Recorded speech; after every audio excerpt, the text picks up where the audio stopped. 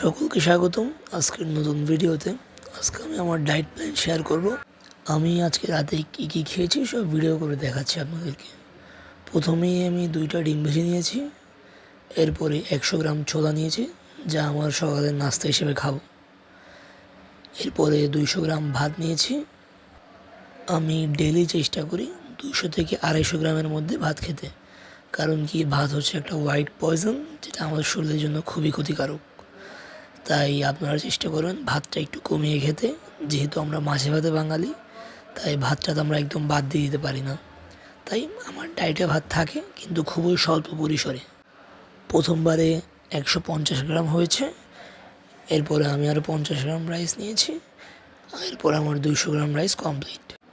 সাথে রয়েছে আর একটা চিকেন লেগ পিস, যেখান থেকে আমি পেয়ে যাবো 5 থেকে 6 গ্রাম প্রোটিন। এরপরে আমি একটি টক বানিয়েছি নিজের থেকে। সেটি হলো একটি তেঁতুল, একটু শুকনা মরিচ, একটু লবণ দিয়ে আমি এই টকটা রেমেডিটা বানিয়েছি। আসলে শুকনো ভাত খেতে আমার থেকে ভালো লাগে না একদমই, তাই একটা ঝোল বানানোর জন্য এরকম করে বানালাম। তারপর একটু এখানে সয়া সস দিছি, খুবই কম পরিমাণে সয়া সস দিছি। এরপর এগুলো মিক্স করে একটু পানি দিয়ে এগুলোর সাথে দেন রাইসের সাথে মিক্স করে আমার আজকের ডিনারটা কমপ্লিট করেছি। সকলকে ধন্যবাদ সম্পূর্ণ ভিডিওটি দেখার জন্য।